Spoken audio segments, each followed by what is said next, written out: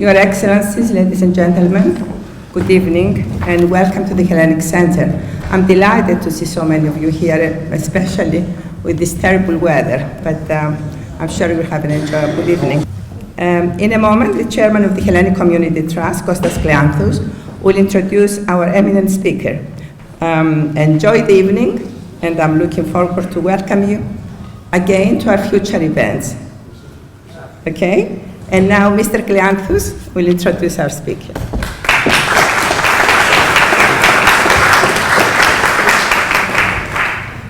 Your Excellencies, friends, members of the various societies I see from the community here, which is very, very pleasant to see you all. We are particularly happy and proud to have our speaker tonight. His Excellency is particularly in a particularly good position to talk about this subject, having served as Cypriot ambassador and in other positions in most of the countries which are involved in the problems of the Middle East as we have today.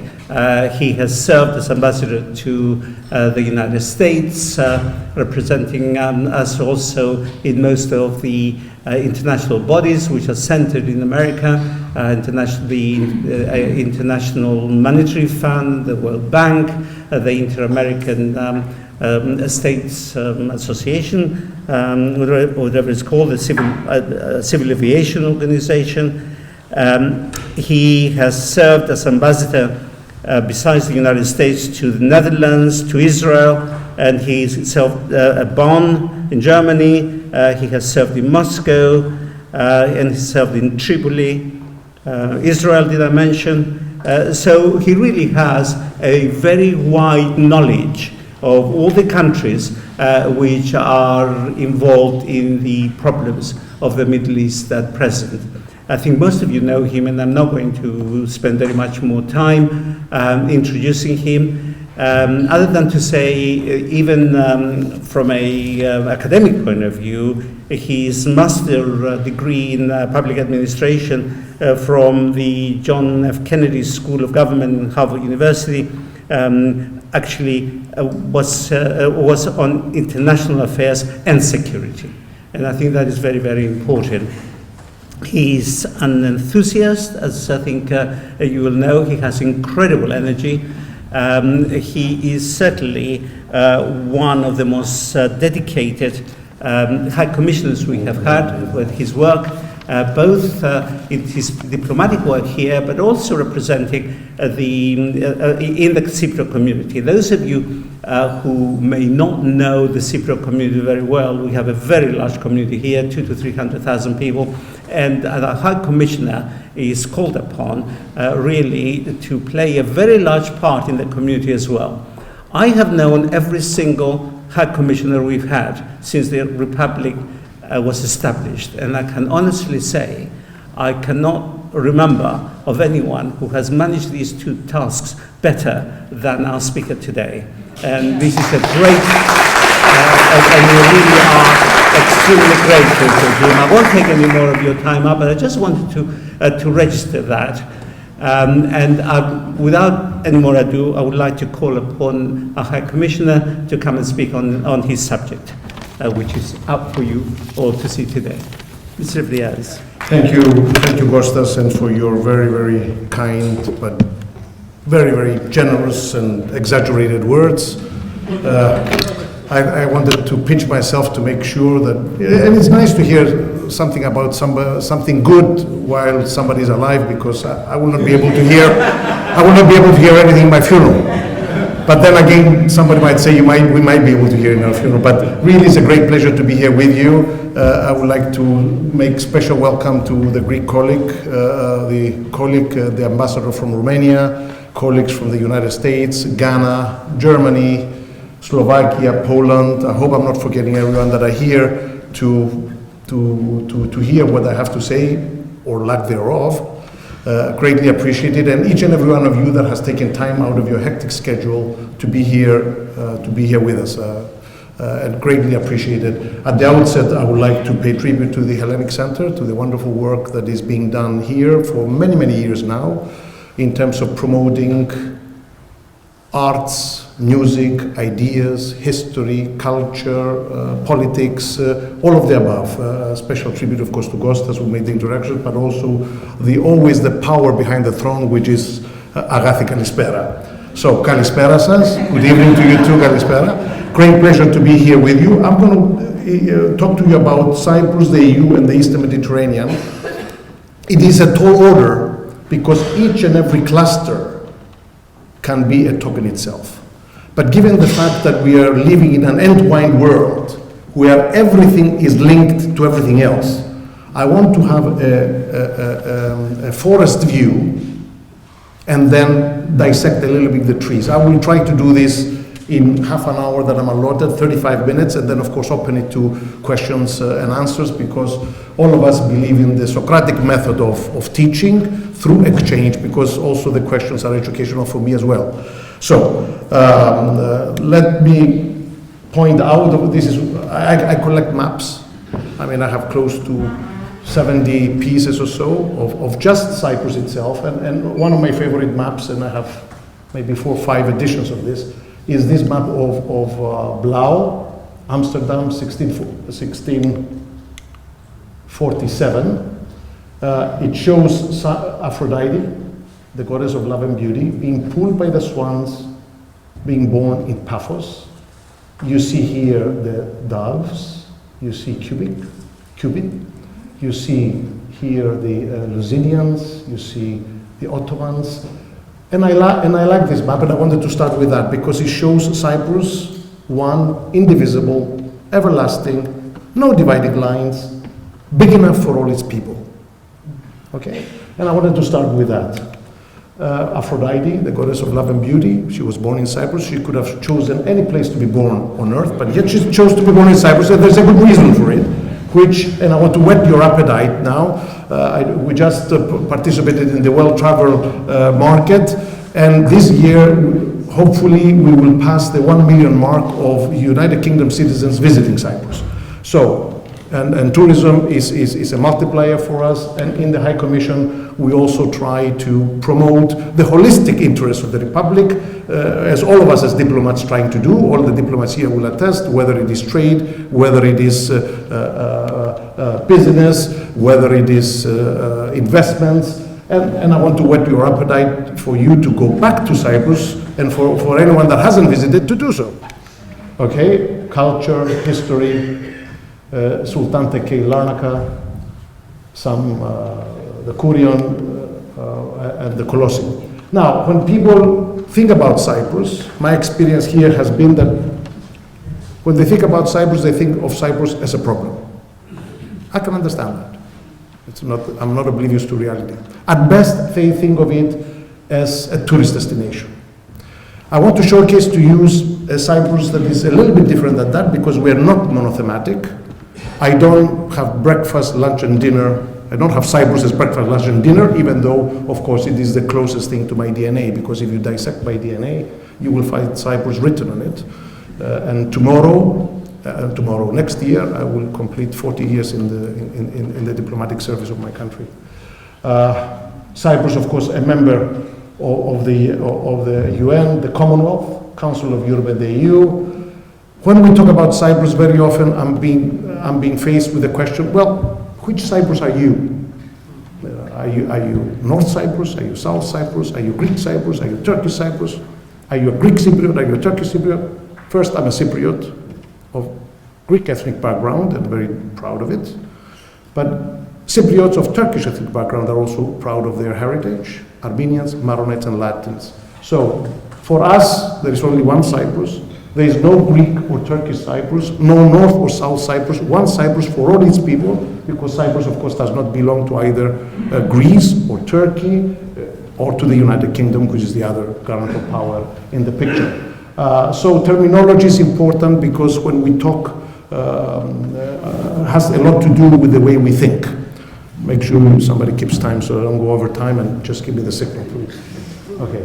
self-declared Turkish Republic of Northern Cyprus in the northern part of Cyprus in 1983 has been repeatedly condemned by the United Nations as spurious, illegal, asking all states not to assist or in any way assist. Our foreign policy, based on the United Nations Charter, EU principles, values, believing in a rules-based international legal system. Why? Because that system has to be objectively administered in order to safeguard and to promote our rights. Respect of rule of law, cooperation, mutual interest, understanding, tolerance and dialogue with all neighbors is the bedrock of interstate relations. And we aspire to be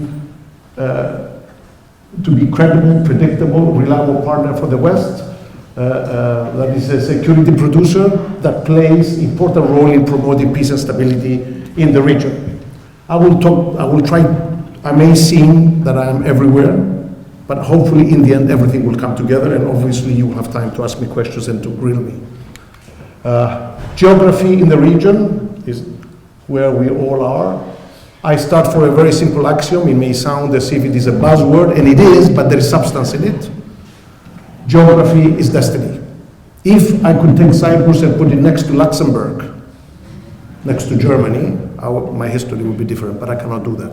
So I start from a basic axiom that geography is destiny. In this day and age, no island is an island, especially in our intertwined world. As you can see there, Cyprus is situated at the three continents, Europe, Asia, and Africa, an interconnecting bridge. Despite its size and limited capabilities, Cyprus's geographical position, its flight information region, its exclusive economic zones, what is happening, give it another dimension, which is very, very often overlooked. This is our flight information region, as you see it. S has been inherited by the British, and this is so all the air traffic that you see has to pass through our own. That goes to Europe, or goes to Africa. It has to pass through Cyprus's FIR, flight information region. Cyprus and the European Union. We acceded the European Union together with Romania, with Hungary, and the Big Bang in 2004. Cyprus's accession to the European Union is the single most important development that has happened to the country since 1960. I cannot stress that enough. It was Jean Monnet, that was one of the visionaries of the EU, who said that if you change the context, you change the problem. So Cyprus's accession to the European Union is the single most important strategic development. Regrettably, Cyprus acceded to the European Union divided, okay? But this is the reality. But the Eastern Mediterranean spells geostrategic importance, sea lanes, air corridors, Suez Canal, trade, energy, asymmetrical threats. By virtue of Cyprus's accession to the European Union in 2004, the hallmark of the European Union, which has always been extending the zone of peace and stability to the countries that it has engulfed, that has been the hallmark of the European Union, despite all the debate is in this country. Okay? By that virtue, by that axiom, the EU has extended itself in the strategic corner of the Eastern Mediterranean. Through Cyprus, yes. The southern dimension of the enlargement, including Malta. And that is strategically very, very important, as recent events have shown, and as I will try to show. Mediterranean, refugee crisis, migration, crisis, Syria, Iraq, Libya, etc. No need to go through that. Mediterranean, pivotal importance for the United Kingdom, European and transatlantic security. Why? Because a lot of things dovetail there. And we cannot afford to have theaters of instability, conflict, and unpredictability. And historically, when Europe lost the waves, when Europe lost the Mediterranean, then problems and violence ensued in the entire European continent. The case in point, of course, is the refugee crisis. No longer in the doorsteps of Europe, but inside Europe. And it comes from that region. People are in their desperation leave. They leave, they go through Turkey, They go through Greece, of course, the Greek ambassador is much more authorized to talk about these things. So it is frightfully important, and Cyprus is right smack in the middle. Okay? Given the turmoil that exists in the Eastern Mediterranean, given the fact that the narrative has yet to be written in the Eastern Mediterranean, it behooves the EU, it behooves all strategic thinkers. My colleague from the United States is also more authorized to speak about these things than I am, to have predictable, credible, and reliable partners in the Eastern Mediterranean. Okay? That the international community is able to rely upon, not in search of identity, not in search of crisis, but we can rely on specific countries in the region. That will also be security producers, not security consumers. Okay? And this will in turn further European values in partnership with countries in the region, because we shouldn't be going to the region dictating, but in partnership. We shouldn't be patronizing, because then of course that creates other problems. Cyprus is such a partner. It's a predictable, credible, and reliable partner in the Eastern Mediterranean. It belongs to the Western security system, even though not part of NATO. Wants to join partnership for peace. Will remain anchored in this security system, not only because it is EU member, but also because this is the only way to ensure its own vital interests and severability. As a well-trusted partner in the region with close and friendly relations with all its neighbors, except one, which obviously I will talk about it, and I will address later. And it has proven, time after time, that it can adopt a constructive, predictable, bridging regional role, thereby contributing to security and stability in the region. Fight against asymmetrical threats like terrorism, proliferation of weapons of mass destruction, unwavering immediate fight against ISIS. We didn't have to think twice about fighting ISIS, unlike some other countries in the region.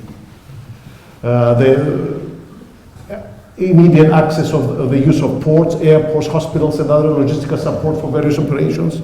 The bases, the British bases that exist in Cyprus, that is where the hub is for the United Kingdom in its fight against ISIS in Iraq. And let me backtrack. When we're talking about the Republic of Cyprus, of course we're talking east, west, north, south, except the two British bases. The British bases are not part of the Republic, and they are not part of EU, despite the fact that Cyprus and the United Kingdom is EU. And that's, I should have said it at the beginning. Some specific examples: destruction of the Syrian chemical weapons of OPCW mission, staging ground of headquarters for UNIFIL. UNIFIL is the United Nations Force in Lebanon operation, humanitarian evacuations, Lebanon 2006, Egypt on my watch. When I was political director, it was American NGOs that they were evacuated via Cyprus from Egypt, and under my watch as political director, at the instructions of my president, of course, and my foreign minister. So all these things, of course, we can upgrade ourselves more, we can offer more, and we can achieve a greater relevance and optimize what we're trying to do with a solution, because the division is a lose-lose for the people. By the way, everything I say is on the record. If any one of you are Twitter happy, feel free to tweet. Turkey, extremely strategic, important country, but there is a but. Even though I'm not here to do any bashing, okay? I'm not here to do any bashing because I come back to my geography being destiny. And geography is what it is, as we have seen on the map. The basic axiom in any foreign policy is that every country defines and pursues its national interest in multiple ways. Turkey is a strategically important country in the region, historically and on numerous occasions has followed its own national interests, which are not always in line with those of the EU and the West. Need I remind World War I? Need I remind World War II? Need I remind some severe issues during the Cold War? Turkey as a big country, in pursuing of its own interests, and even recently now with ISIS, okay, it's only now that they're really fighting ISIS, and even at that, if one sees how many targets are hit ISIS and how many targets are hit to the Kurds, one would question that. Irrespective, I said I'm not here to do bashing, I'm here to put some things on the table. Turkey is an EU acceding country, yet its record of alignment with the EU common positions on foreign policy issues is low and significantly lags behind the record of other acceding countries in 46% alignment that Turkey had in 2013 with 29% alignment in 2014. I'm often asked, who is losing Turkey? Why are you, as a Cypriot, helping them? First of all, our position is that Turkey should enter the European Union. Again, geography being destiny. Okay? At the same time, no such thing as a free lunch. Who is losing Turkey? Regrettably, in my mind, Turkey is losing Turkey. Because every single day I can easily point out to you 15, 20, 30 things that go against the acquis communautaire. So if a country wants to join the European Union seriously and truly wants to join the European Union, then you align yourself to the EU for a policy. But Turkey also borders with Iran, with Iraq, with Syria. Therefore, it's another neighborhood. It is not EU continent. Okay. Now, let me come to Cyprus now. The status quo in Cyprus is unacceptable. Historically, Vietnam, Yemen, Ireland, Germany, divisions have always been sources of instability and conflict.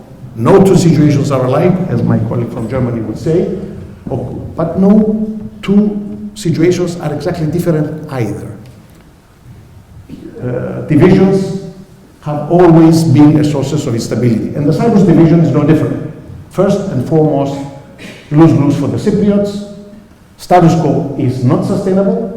Invasions and military occupations cannot be sanctioned, and the peace is not the absence of war. Mind you, the ceasefire line opened up in 2003. We have had more than 50, 60, if not 70 million visits across the ceasefire line incident-free. So the narrative that we have been fed all our lives by Mr. Denktash and his clique, that the moment the ceasefire line opens up, it's going to be Kosovo, people are going to be drinking each other's bloods out. No, not even a single nose was blooded. Now, is this the solution? No, it's not the solution. It has to be solved. But the idea that the moment Cypriots see each other, Greek Cypriots or Turkish Cypriots, they want to fight each other, I'm sorry, I do not buy it. I simply don't buy it. And it's a simplistic approach that has been happening.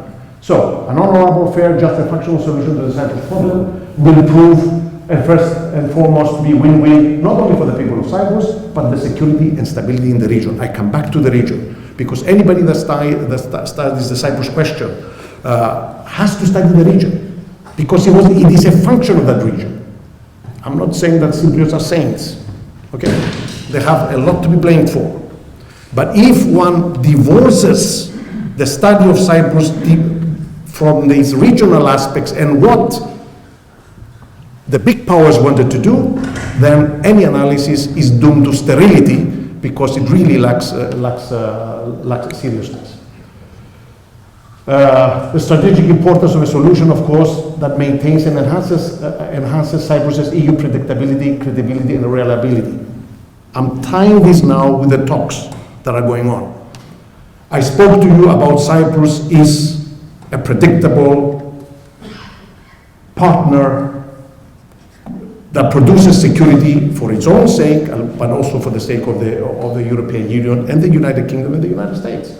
Now, this predictability, and please hear me out, and if I'm not clear, you grill me and you ask me questions. This predictability must be able to be guaranteed after a solution as well. because the solution cannot be such that neutralizes this predictability because of vetoes or counter vetoes of any third country, So, that, I repeat, cannot be neutralized. Cyprus's predictability, EU Western security orientation that is on board on issues taken has to be guaranteed after a solution as well. Okay? Now, Annan plan was flawed in this respect, was basically giving the right to a third country, Turkey, to determine the foreign policy of a reunited Cyprus. And I just quoting for you one article of the Annan plan that was shut down because democracy is spoken. And I've learned a long time ago not to challenge and not to question the outcome of democracy, including the outcome of democracy in Turkey, of course. And look what it says. Cyprus shall not put its territory at the disposal of international military operations other than with the consent of both constituent states, the Greek Cypriot and the Turkish Cypriot constituent states, until the accession of Turkey to the European Union. The consent of Greece and Turkey shall also be required. For me, I'm sorry, no self-respecting country, no self-respecting people, no self-respecting diplomat can accept something like this. Our country, in 2015, being in hoc and having another neo-colonial system in which, again, the guarantor powers, Greece, Turkey, United Kingdom, will have rights of military interventions. No, and I'm not putting all guarantor powers in the same basket, of course not. But it has to be understood that that system of guarantee failed the Cypriots miserably. 67-74, it was a Greek military junta, which has nothing to do with the Greek democratic people that exported this adventurism in Cyprus. That was inimical to the interests of the Cypriots. Turkey found its long-awaited chance and invaded. 41 years down the line, we know what Turkey has done in terms of the destruction of the cultural heritage, in terms of the refugees. 1/3 of the people being refugees, that's equivalent to 20 million UK citizens. Okay? Now, I'm not putting, I repeat, all guarantor powers in the same basket. It's highly unfair. But we have a system which was dictated to us in 1960. We do not want that same system to exist in 2015, and being Cyprus, being a member of the European Union. As simple as that, as straightforward. For me, this is a no-brainer. This is a no-brainer. Okay? The philosophy and the structure of the solution is strategically very important. It matters not only to Cyprus, but all these things that I said to you, concluding with anachronistic to have so-called guarantor powers in this day and age. Intercommunal talks, state of play, joint declaration between the president and the Turkish Cypriot leader. Negotiations started in 2014 following agreement of the leaders of the two main communities. On the joint declaration, 11 February 2014, the joint declaration, the vision is for a settlement, a reunited Cyprus on the basis of bi-communal, bi-zonal federal state with political equality as set in successive high-level agreements. This is the framework with which we are working.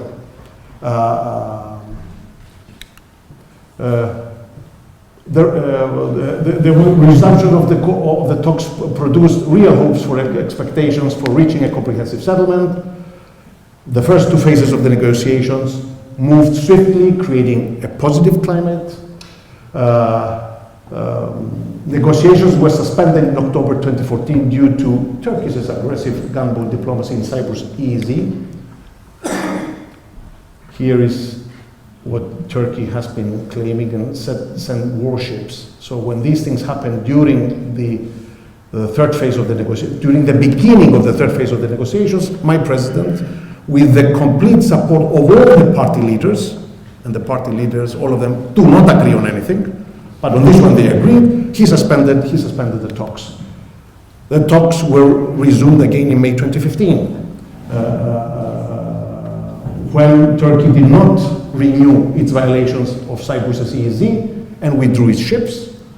In May 2015, no, that was in April 2015. In May 2015, the Turkish Cypriot community leader, Mr. Mustafa Akinci, becomes new leader of the community. Now, Mr. Akinci is a good man. His heart is in the right place. He has a good and excellent track record of rapprochement and reconciliation, and I do believe him to be first and foremost Cypriot, and then Turkish Cypriot.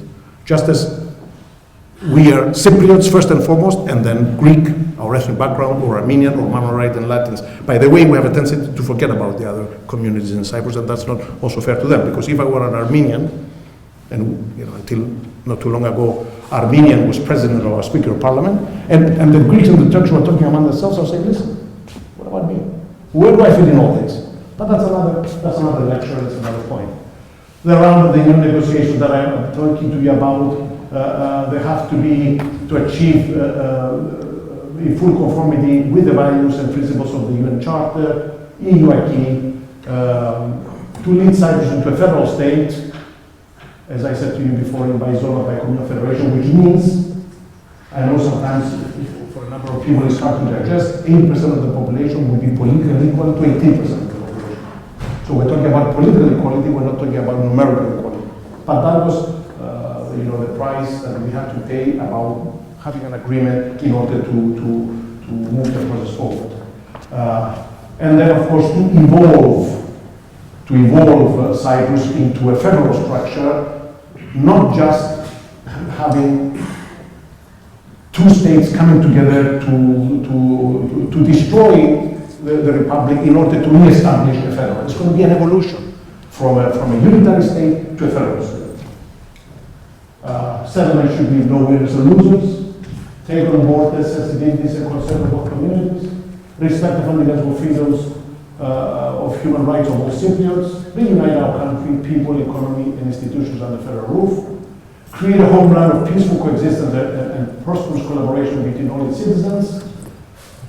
Allow Cyprus to exercise its full potential in order to be more of a security role producer and to be all the things that I talked to you before. Progress. Now, in November, the President and Mr. Akinci, the Turkish Cypriot leader, decided to have an intensive negotiation because there has been progress, but we are stuck on the core issues. The President and the Turkish Cypriot leader decided they already had 2 talks in November, 2 meetings, substantial meetings, and there will be another 5 more in November. Am I right? 7 altogether. This is just in November, because both leaders realize that we have to move forward. We have to move forward. We have to solve the problem as soon as possible, even though there is no deadline as such. There is no deadline because deadlines have a tendency to come and by, and all the developments, of course, should be merit-based. It should be based on the negotiations themselves, progress-based, than just to put artificial deadlines, because if you don't meet the deadlines, what do? You punch the clock and you say, I'm sorry, and you enter into a blame game. No, the idea is not to enter into a blame game. Okay, substantive issues, territory, 37.6 remains under military occupation, property of internally displaced persons, security in 1960 that I talked to you about, settlers, close to 200,000 settlers in the northern occupied part. And now the Cypriots of Turkish ethnic background feeling a minority in their own community. And let's not forget that based on the Geneva Conventions, settling of the territories is a war crime. That's what it is.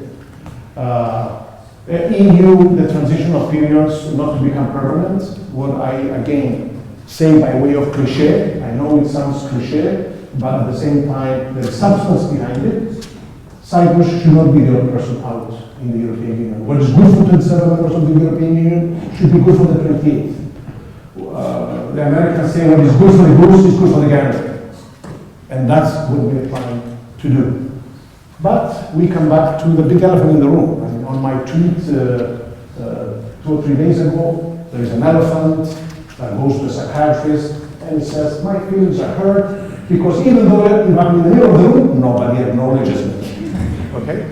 Now, Turkey holds the key on these core issues because Turkey will decide about the settlers, Turkey will decide about the territory, Turkey will decide about the troops who will be withdrawing, Turkey will decide about also the issues of security and the guarantors. Greece already went on record on several occasions under the foreign minister and the president himself, the prime minister, my friend Konstantinos, that we do not want to be guarantor powers for Cyprus in 2015 member of the European Union. So 1 out of the 3 says no. The United Kingdom says clearly that we don't aspire to be guarantor powers in the future, whatever the 2 parties decide. Okay? Doesn't outright say that we don't want, but at the same time it says what it says. And of course, then Turkey's left. Okay? I want all the troops, occupation troops, to leave, and I'll be more than happy to welcome them back as tourists in order to get their money. Okay. Hydrocarbon reserves, and I finish. Okay, 5 minutes? Okay. Hydrocarbons is the new factor in the equation. Okay? Golda Meir used to say that despite the Jews' special relationship to the Almighty, from all the countries in the region, he led them in the Exodus through Moses and the establishment of the state of Israel in a place that did not have any oil or any gas. Well, you know what? Nobody should question the ways of the Lord, because now all of a sudden we have gas, and I believe lots of it in the Eastern Mediterranean. Okay? Now, that changes the whole matrix. Okay, this is again another map. Cyprus, we delimited it with Egypt, with Lebanon, with Israel. Okay? Theirs is the lines. These are the plots that we have licensed. These are the Leviathan and the Leviathan and the it's another one. No, Aphrodite is here, but here it is Israel, and over here it is Egypt. Okay. Here is another slide. 38 TCF, trillion cubic feet discovered offshore Israel. What it has been discovered in Cyprus. From what I understand, you can drill 3 or 4 times, and sometimes you find, of course, when you find dry wells. But the gas is there. Who would have thought that 10 years ago, Israel would be beginning to sell gas to the Palestinian Authority or to Egypt? This is happening. Okay? Gas and the hydrocarbons and the energy is a game changer. Okay? We have delimitation agreements with all these countries that I talked to you about, and we have trilaterals between Cyprus, Egypt, and Greece. Between now, one is being developed between Cyprus, Israel, and Greece. As I said to you, I'm not going to go on because I'm conscious of the time. Okay? I have a whole, as I said at the beginning, I can give a lecture just on the hydrocarbons issues alone and what it means and all these things, but I want to highlight to that. By virtue of Cyprus' EU membership and the enjoyment of close relations with all its neighbors, Cyprus can be a linchpin, and with other like-minded partners like Egypt, Israel, Lebanon, we can make the Eastern Mediterranean a reliable source and route of energy for Europe. We want the Eastern Mediterranean, through the hydrocarbons and the energy that has been found, to become what coal and steel was for Europe. Now, we are realists. Some people look at things as they are, and they ask why. Some of us look at things as they are not, and we ask why not. Think where Europe was 50 years ago. Europe established probably the worst months in humanity to man, through the gas ovens and the annihilation of 6 million Jews, the Holocaust. Think where Europe was, World War I, World War II, 30-year wars, and Europe slowly by bit, brick by brick, construction by construction, came to be what it is today. It is hiding the problems that it has. Look at the tree, don't look at the forest, don't look just at the trees. And this is the vision that we have for the region. For the region in general. And Cyprus is right there where it is.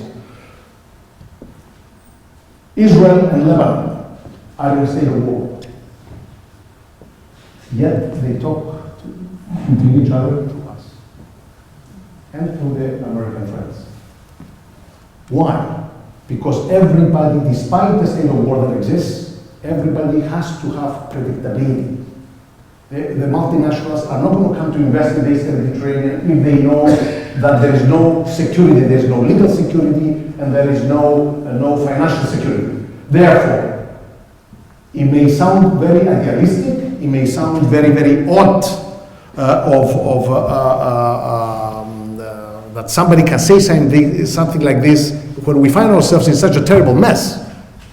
But it will happen because there are joint interests and people want to develop this, because we are talking about issues that unite people than dividing them.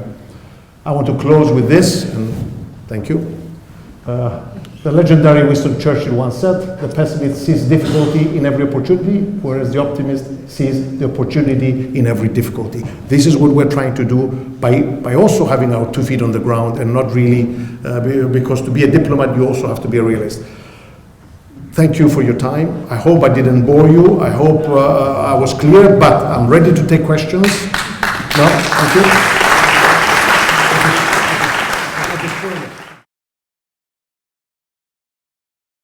Thank you. Theo from Lobby for Cyprus. Our organization represents a lot of refugee associations in the diaspora. What hope do the refugees have in the solution? And do you feel that the refugees here in the diaspora have any rights as far as a vote in the next referendum? Okay, this is not government policy, and I still want to have a job after the presentation. When Portugal invaded East Timor, Indonesia, East Timor was a Portuguese, but when Indonesia invaded East Timor in 1975, and there was a referendum, and then Indonesia planted settlers in East Timor, and there was a referendum, the United Nations said settlers should not be able to vote in the referendum. Why? Because if they vote in the referendum, they're going to upset the true will of the East Timorese people. Okay? Now, that was then. In the case of Cyprus in 2004, the settlers voted, which to me was unfair, did not show consistency. It showed double standards, because in one case, settlers were not allowed to vote, and in another case, the settlers were allowed to vote. Now, the policy of the government is that no, people in the diaspora should not be able to vote, okay, because they're not living in Cyprus, even though they may not be living in Cyprus, but some of them do pay good taxes in Cyprus. We're willing to take their money, but we're not willing, taxation without representation, as it were, okay? And for me, morally, it is correct. For our people here in diaspora, 250, 300,000 of them, many of them are refugees. They were forced to leave their home. Nobody just picks up and goes from their home just to, unless he has a very good reason to do so. The settlers are able to vote. The Cypriots are able to vote in Cyprus, but the person that was a refugee, that was forced out of his country, went to another country to find security and to find employment. And here we should pay tribute, of course, to the United Kingdom for giving Cypriots a home away from home. They don't have the right to vote. I think that is highly unfair. That is highly unfair. So, but at the same time, I don't want people to be disappointed, and to keep raising the issue. I'm no diplomat, but I do think it would be diplomatic, would you not think, were Mr. Akinci to do away with the provocative flag on the mountain as you drive towards Nicosia? Surely that's a small step, a gesture that Mr. Akinci and the Turkish government can take, that provocative flag that we can all see can be removed. Do you not think so? Well, I do think so. Of course I do think so. And it hurts, because that flag, you see it day and night, because it lights up. And it is a visible reminder of what is happening.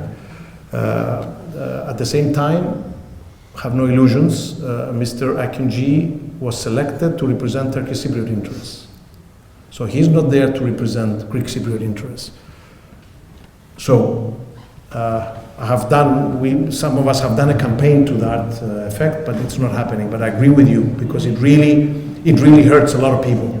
And it is a confidence building measure, a CPM, that doesn't really cost anything. It just simply talks to the psyche, to the psyche of the Cypriots, and that is doable, and I wish it to be done. Okay? So you may not be a diplomat, but you're a diplomat's diplomat, and I'm the one that sometimes exercise unorthodox diplomacy. Please. Do you think that the United States and the United Kingdom, which is part of Europe, has used the appropriate influence on Turkey to really respect some of the laws in the United Nations nominations which they have been voting for so many years? Have they used their influence? What is your opinion on that, please? Well, you're giving me a direct question deserving an equally direct answer, but I'm not going to give it to you. Okay? Now, suffice it to say that each country, of course, promotes its own interests, okay? Be the United States, being the United Kingdom, being Turkey, and I just want everybody else to respect me when I promote my own interests, okay? Now, this idea that we also often hear back home that they should pressurize Turkey. Pressure doesn't work. 2004, I was ambassador, I was in Washington 2003 to 2006. You have no imagination how much pressure was on Cyprus to accept the Annan Plan. Everybody pressurizing Cyprus, which is a small country, to accept. But we didn't accept. The people voted in a democratic way, and it is never wise to go with the outcome of democracy. Therefore, pressure is just to soothe our minds. It is rhetoric, it is popularism. What we need to do is to devise the interests of also Turkey coming on board, mutual interest, overlapping circles, but while at the same time keeping our dignity and making things work in a fair and honorable solution. What can I tell you? It should be democracy, human rights, the rule of law. But what is also in the interest of the United States, I dare say, what is also in the interest of the United Kingdom, what is also in the interest of NATO is, again, I come back to having Cyprus a predictable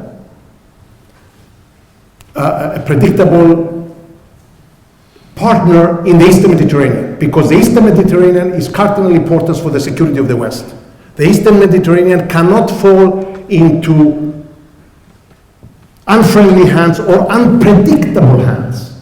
And if I can take it a step further, that is also part of the conflict between Israel and Turkey, because Turkey wants to be in the Eastern Mediterranean. The Turkish troops on Cyprus are not there ostensibly to protect the Turkish Cypriots, because the Greek Cypriots are going to wake up one morning and say, what are we going to do? Let's start slaughtering people. No. The Turkish troops are there also, they're there to have a presence in the region.